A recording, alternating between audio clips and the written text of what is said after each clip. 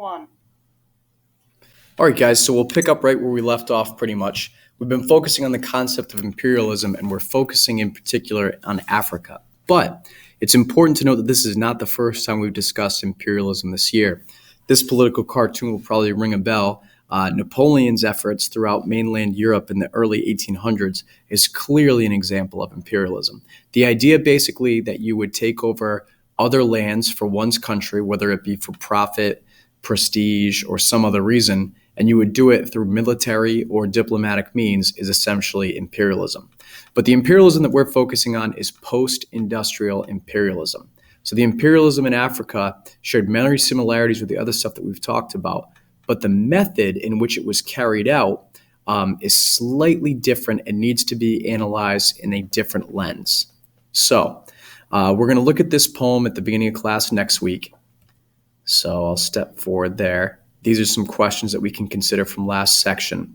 But the main thing here that we need to look at is that early imperialism was essentially this 3-century period that came before the quote-unquote Industrial Revolution. The imperialism that we're looking at is later or post-industrial. It involved much more implicit control over the African peoples, their life, their economy, their politics, and their society. In many ways, you can think of it almost as if it was like a totalitarian foreign control. And we'll learn about that word later this year.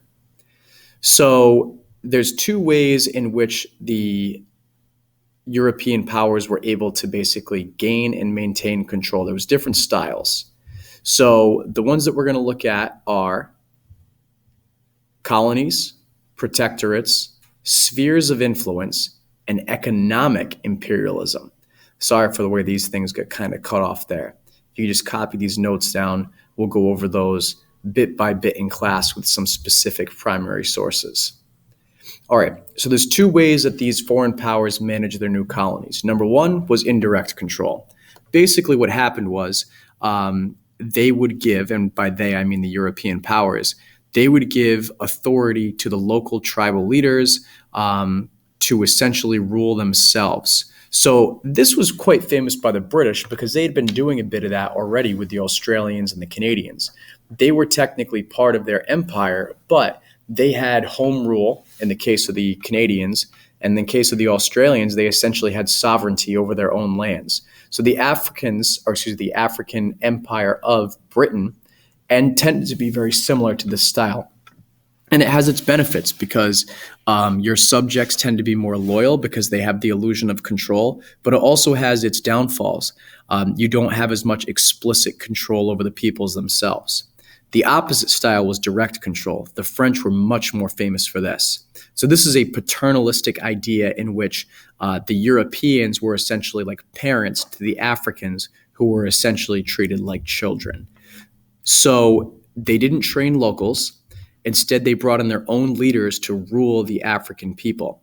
The French basically supported also a policy of assimilation in which it was basically required that the local African populations would adopt the customs of the French people. Now, this is just my reading of history.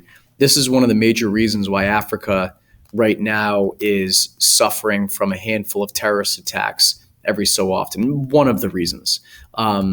It has a lot to do with radical Islamic terrorism for sure, but a lot of it also is also a backlash of their colonial ruling style that was deemed to be much more aggressive than the British. So this one has its benefits too, in that the French had explicit control over what their foreign subjects did, but it has its downfall. And it's basically that it does not promote loyalty amongst your subjects because they essentially learn to hate you. All right. And again, a good metaphor, this is the different parenting style that you guys might know. Some of your parents may be a bit more strict, and those teenagers tend to maybe be a bit more rebellious, whereas the parents that are maybe a little bit more lenient, their children tend to be a little bit more loyal and honest because they're given a little bit more autonomy. Those are generalities, of course, and don't apply in every situation. All right, so Africans did resist. The biggest thing that's going to be their obstacle, of course, is not the numbers, because they far and away have more numbers than the European invaders, quote unquote, but they don't have the firepower.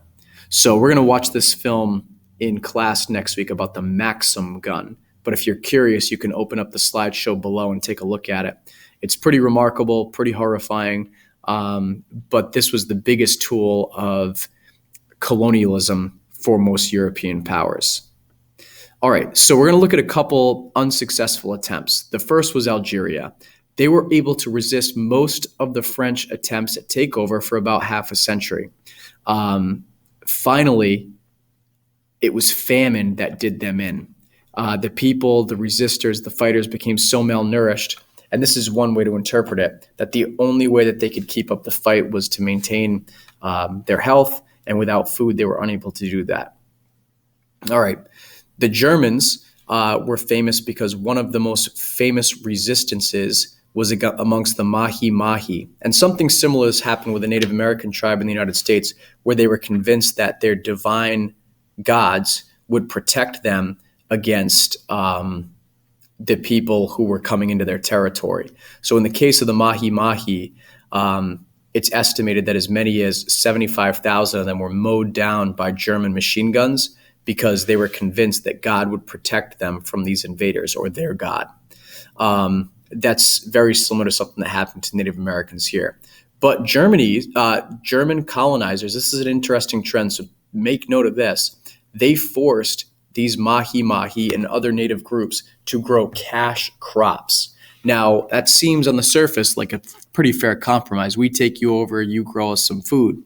But, of course, the kickback there is that the land that previously would have been used for sustenance farming for the natives is now being used for things like cotton. You can't eat cotton, so the natives ultimately suffer because of lack of food. All right, Ethiopia is the most successful one, and we are going to take a look at that in class next week. We're going to look at a primary source to give us a little bit more depth in there. Their famous king, Menelik II, basically used European powers against themselves. He bought modern weapons from one group, signed one contract or treaty with another, and he ultimately was able to orchestrate a plan in which he was able to maintain some independence over his land. So we'll take a look at that in class this week, but these are just the background things that you need to know before we look at that.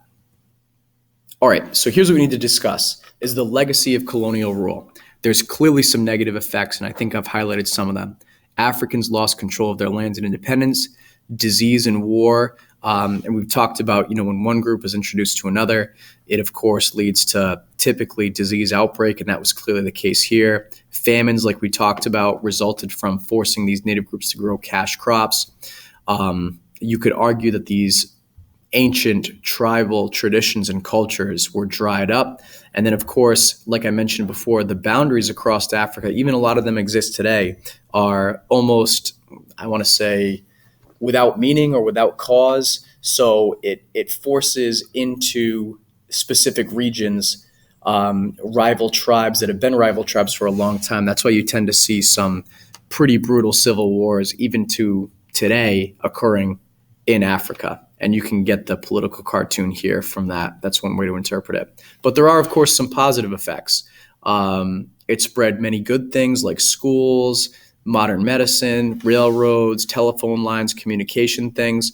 But in many cases, and this is important to consider, that benefited the Europeans, one could argue, more than the Africans. But what I'd like to leave you with is this idea of civilization. We talked about what that word means, and what I was trying to emphasize last week is that civilization is a subjective term. While one could argue that the Africans were clearly civilized before Europeans showed up, there's still another school of thought that could argue civilization didn't truly enter the continent until those Europeans did show up, because it was more advanced, it was more quote-unquote modern in terms of technology. But that's a personal issue left to you to decide, but that's the kind of the thought that I want to leave you with. All right, so that's where the notes wrap up. I'll catch up with you guys next week, and we'll do a lot of document work to go much deeper into these topics.